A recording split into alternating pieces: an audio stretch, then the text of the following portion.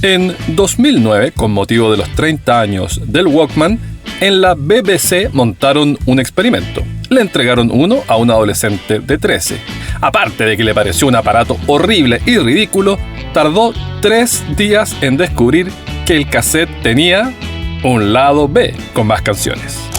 La tecnología avanza tan rápido que a menudo no sabemos usar ni menos reparar sistemas que en un santiamén atrás eran la norma. Para ese tipo de situaciones hay que recurrir a gente que sepa.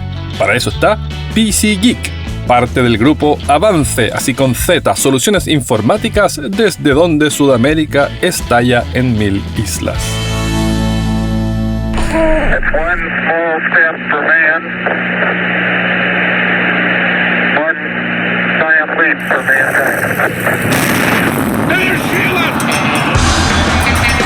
Esto es Historia Freak, donde toda historia tiene algo de historieta.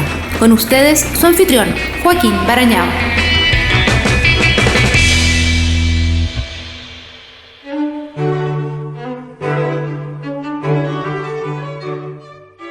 En 1825, un pintor llamado Samuel Morse figuraba en Washington retratando al Marqués de Lafayette, aquel héroe de 2 mundos que vimos en los episodios 70-72 sobre la Revolución Francesa.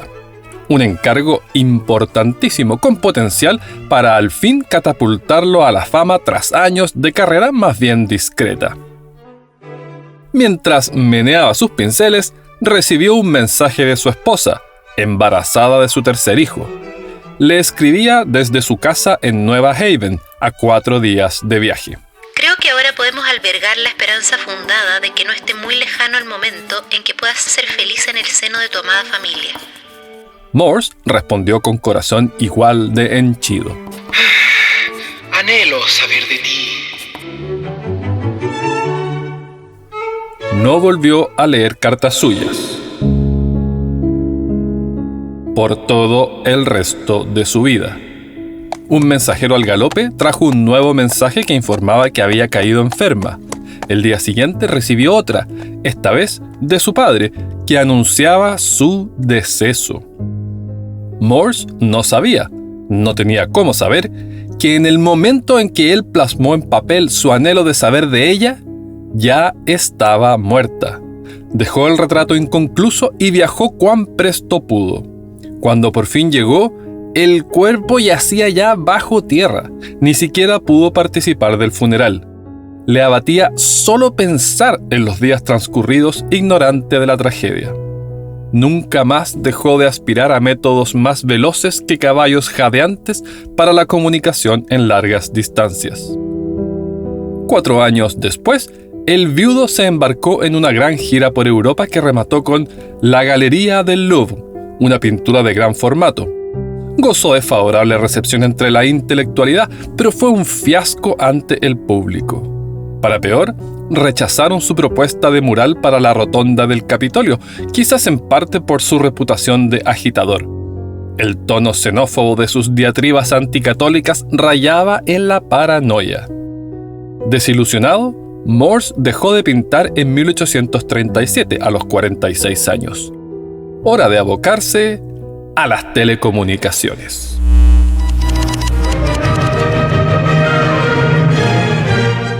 Morse no estaba solo en esa carrera.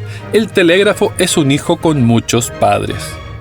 El mismísimo año que renegó de las artes, inventaron en el Reino Unido un sistema de agujas que giraban mediante inducción electromagnética y apuntaban a letras en un tablero.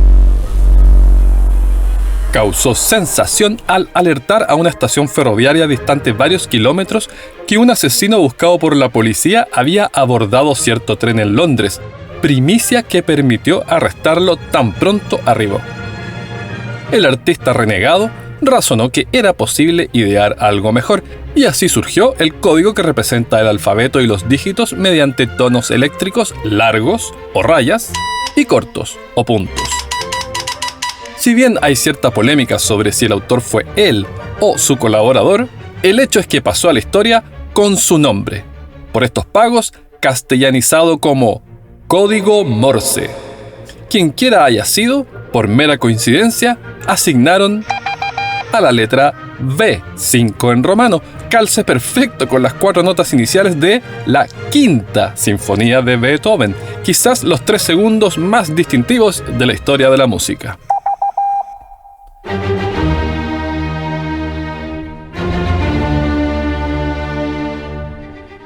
Pese a los cataclísmicos beneficios potenciales, el derrotero del telégrafo fue borrascoso.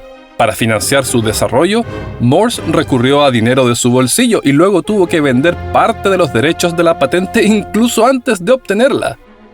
En 1842 viajó al Congreso en un último intento por conseguir financiamiento.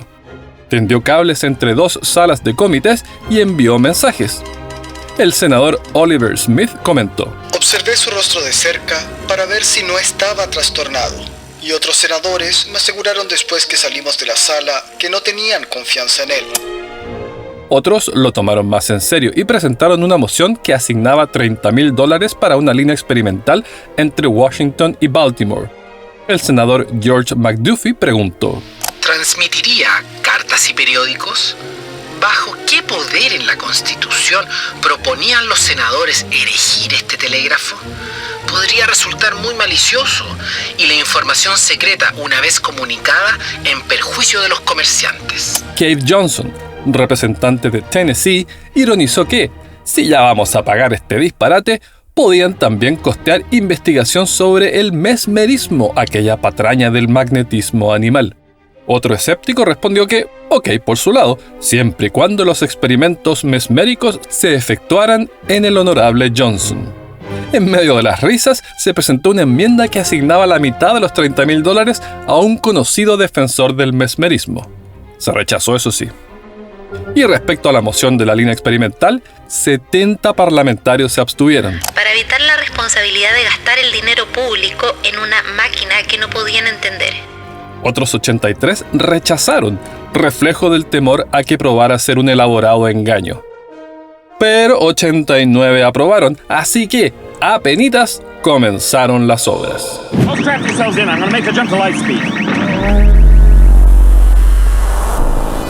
La conexión debutó en 1844.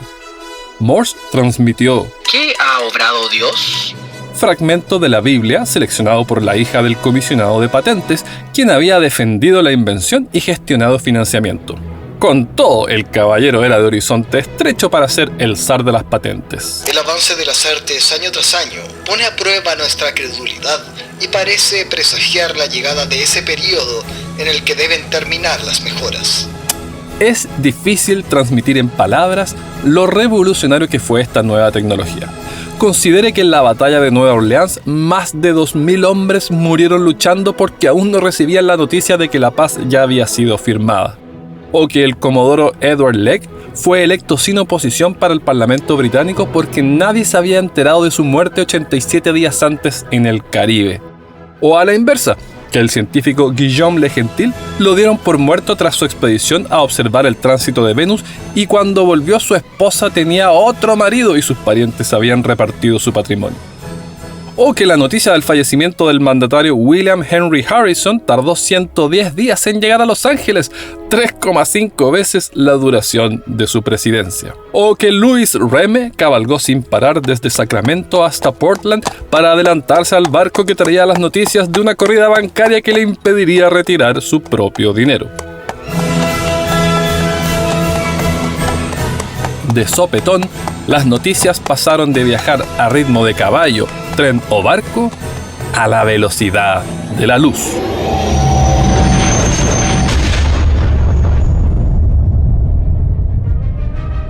Por fin se batió la marca impuesta por los chinos allá por el 74 a.C., cuando la muerte del emperador fue transmitida a 1.300 kilómetros en 30 horas gracias a relevos de señales de humo.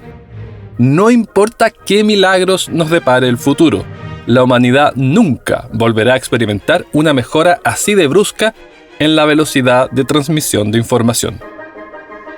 Las líneas de la carretera del pensamiento, como apodaron al telégrafo, comenzaron a cubrir Europa y Norteamérica. Tan pronto como en 1850 zarpó un buque con la misión de conectar Francia y el Reino Unido. Tendía un cable aislado con gutapercha, un látex producido con savia de un árbol del archipiélago malayo. Fue un fiasco. Para empezar, flotaba. Luego, los efectos del agua en la corriente eléctrica no eran aún comprendidos e inhabilitaron los sistemas automáticos de envío y recepción. Lo hicieron funcionar en manual, pero duró un solo día, porque un pescador de Boulogne pensó que había capturado una rara y valiosa especie de alga con oro en su interior y cortó un trozo para mostrarle a sus amigos. El año siguiente, las deficiencias técnicas fueron resueltas y el primer cable telegráfico submarino del mundo entró en operaciones. La Guerra de Crimea, iniciada 2 años después, fue el primer conflicto mediado por mensajería a 300.000 kilómetros por segundo. Las autoridades políticas podían ahora comunicarse en tiempo real con los comandantes de un campo de batalla distante. El general James Simpson, exasperado por las minucias que le preguntaban desde Londres, se quejaba de que el maldito telégrafo lo había arruinado todo. Los editores del Times no se pegaron el alcachofazo a tiempo de la nueva realidad y publicaban a diario los planes británicos. Ventilaron en modo incontinente los detalles sobre contingentes mal equipados y las grasas deficiencias médicas. El escándalo que financió la misión de la famosa Florence Nightingale. Enemigos rusos telegrafiaban estos regalitos de inteligencia y la información llegaba en el acto al frente. Para mediados de la década de 1850, las cosas ya estaban maduras para el desafío mayor: un cable transatlántico. Tras mucho transpirar, el enlace debutó en 1858 con un intercambio entre el presidente James Buchanan y la reina Victoria. El mensaje de la monarca, de apenas 98 palabras, tardó 16 horas y media en enviarse. Pese a ello, fue tal la excitación que los fuegos artificiales celebratorios prendieron llama al ayuntamiento de Nueva York.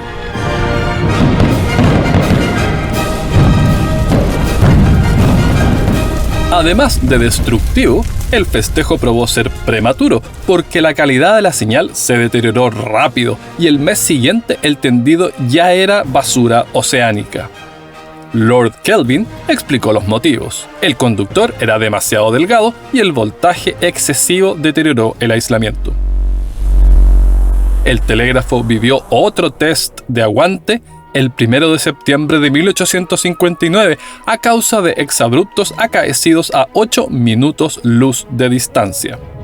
El Sol golpeó la Tierra con una tormenta solar de una magnitud no registrada desde entonces.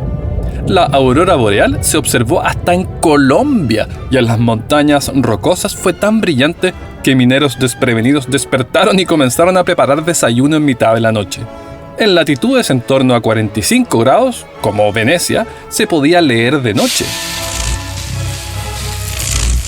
Ante tal saña electromagnética, cientos de telégrafos fallaron, varios operadores recibieron descargas eléctricas y otros tantos siguieron enviando y recibiendo a pesar de haber desenchufado las fuentes de poder. Operadores de Boston y Maine mantuvieron la cháchara por cerca de 2 horas desconectados de la electricidad. Si se repite algo así, los trastornos sobre nuestro equipamiento eléctrico serán nivel coronavirus. El vómito solar del 23 de julio del 2012 estuvo a 9 días de alcanzarnos. Lo sabemos por el periodo de rotación del Sol de 25 días terrestres. La red sobrevivió y otros se animaron a acometer el desafío transatlántico. En el segundo intento, el cable se cortó y en el tercero al fin funcionó, 8 años después del recadito de Victoria.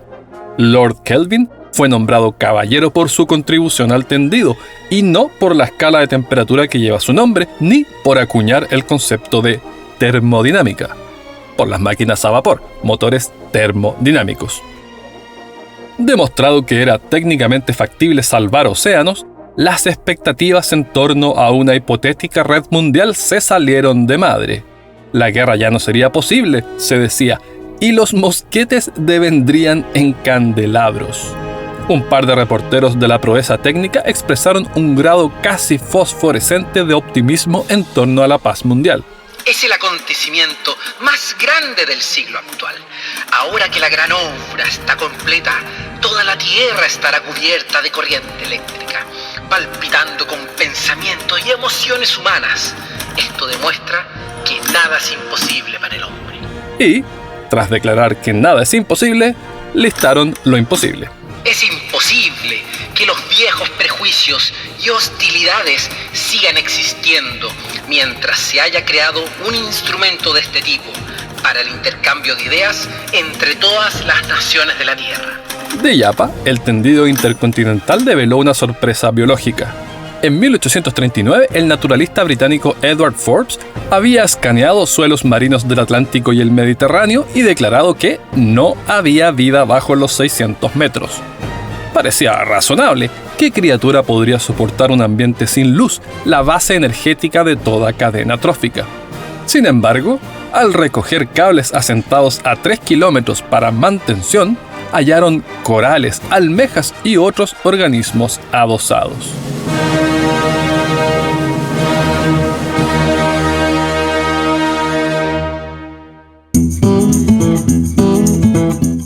Y hacia el oeste, el avance del telégrafo puso fin al Pony Express, un frenético relevo de caballos que, tras un número indeterminado de litros de transpiración, permitía comunicar ambas costas de Estados Unidos en prodigiosos 10 días.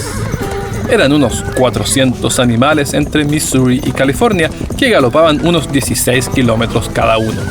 Los jinetes, Buffalo Bill inclusive, debían emitir el siguiente juramento de lealtad.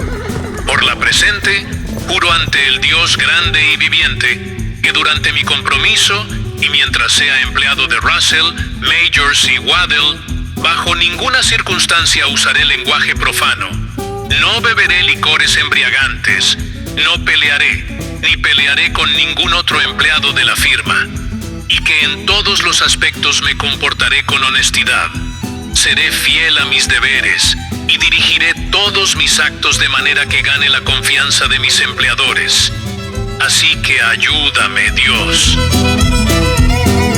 Durante sus 18 meses de funcionamiento, el Pony Express cubrió 991.000 kilómetros, más de 30 vueltas a la Tierra. Entregó 34.753 cartas y perdió solo una mochila. La elección que Lincoln ganó en 1860 cayó en esa efímera ventana de 18 meses. El tendido llegaba hasta Nebraska por el este y hasta Nevada por el oeste. Pony Express mediante, el resultado llegó a California con 7 días y 16 horas de desfase. Fue considerado una hazaña.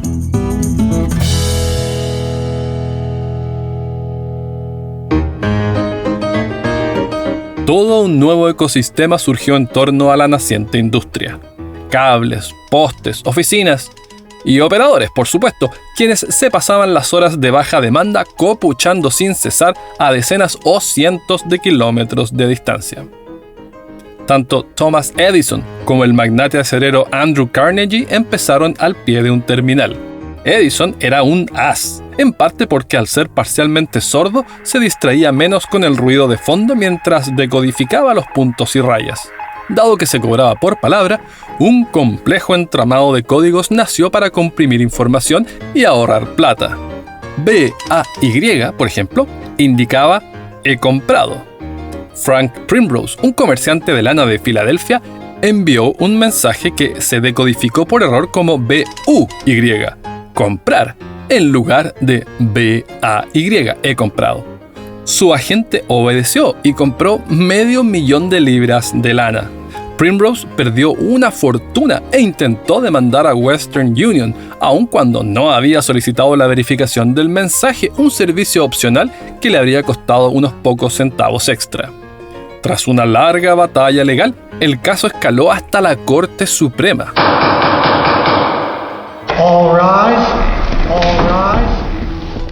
Y Primrose fue finalmente indemnizado, con el $1.15 que pagó por el telegrama. Hasta el amor verdadero acusó el golpe de la instantaneidad. Gretna Green, un pueblo justo al norte de la frontera anglo-escocesa, era famoso como destino de bodas para parejas fugitivas inglesas, pues los matrimonios sin ministro o magistrado eran legales en Escocia, pero no en Inglaterra. Con telégrafo, no obstante, un padre disconforme podría alertar a las autoridades antes de que los enamorados se apearan del tren. ¡Qué enemiga es la ciencia para el romance y el amor!, declaró un crítico. El telégrafo había cambiado el mundo para siempre, y Morse decidió canalizar su fama con 2 candidaturas a la alcaldía de Nueva York. Además de su virulento discurso anticatólico habitual, proclamaba que la esclavitud era no solo legítima, sino inspirada por sabiduría divina. El paso siguiente era liberar al telégrafo de sus ataduras físicas. Hubo demostraciones pioneras de la transmisión aérea de ondas electromagnéticas en el Reino Unido y en India. Estas últimas, gentilezas de Jagadish Chandra Bose, quien activó una campana a distancia gracias a las ondas de una explosión de pólvora. No confundir con Satyendra Nath Bose, por quien los bosones toman su nombre, ni con Amar Bose, fundador de la compañía epónima de equipos acústicos, que algunos pronuncian Bose. Si es indio y le interesa la física, trate de cambiar su apellido a Bose. Sir William Preece, ingeniero jefe de la Oficina Postal Británica, logró salvar por vía aérea brechas de unos 5 kilómetros. En 1891 comentó que ya hemos hecho con la telegrafía inalámbrica lo que es probable que se puede hacer. Afirmaba, en consonancia con el consenso de la época, que salvar el Atlántico no era más que una quimera, pues la curvatura de la Tierra mandará las ondas al espacio. Guglielmo Marconi opinaba diferente y captaba que buena plata le aguardaba si lograba emitir y recibir por largas distancias esas prodigiosas ondas que no pedían más que espacio para viajar a la velocidad de la luz. En 1902 consiguió el premio mayor, comunicación inalámbrica entre Europa y Norteamérica. Tras el primer reporte, la tropa de escépticos contaba entre sus filas a Preece y Edison, que habló de una paparrucha de periódico. En lo que sí tenían razón los críticos es que el instrumento no era tan confiable como Marconi afirmaba. Neville Maskelyne, mago y gerente de una compañía rival, hackeó la demostración de una transmisión entre Cornualles y Londres. La impresora comenzó a escupir. Ratas, ratas, ratas. A continuación, un insulto a Marconi. Había un joven de Italia que engañó al público de manera bastante hermosa. Luego, una selección de versos groseros de Shakespeare. Pese al embarazoso numerito, Marconi perseveró. Instaló equipos en Irlanda de modo de minimizar la distancia y en 1903, Theodore Roosevelt, nuestro vaquero del episodio 101, saludaba ya a Eduardo VII con un océano de por medio. Meses después, Marconi escogió el RMS Lucania para testear a lo largo de la travesía transatlántica. Era la segunda vez que el Lucania llevaba el pandero de la vanguardia comunicacional. Había sido el primer navío equipado para recibir señales sonoras submarinas. Su casco tenía micrófonos para captar señales de campanadas emitidas hasta a 15 millas por estaciones terrestres o por boyas.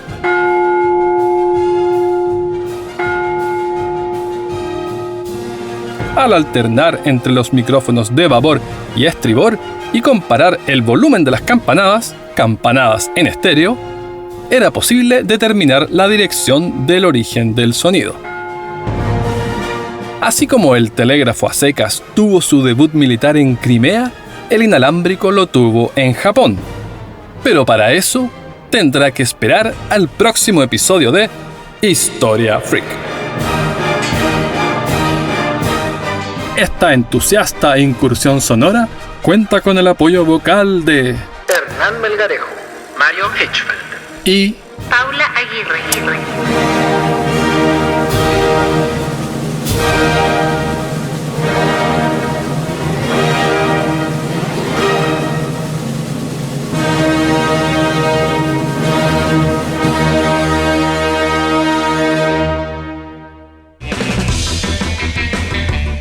fue Historia Freak, escrito y narrado por Joaquín Barañao.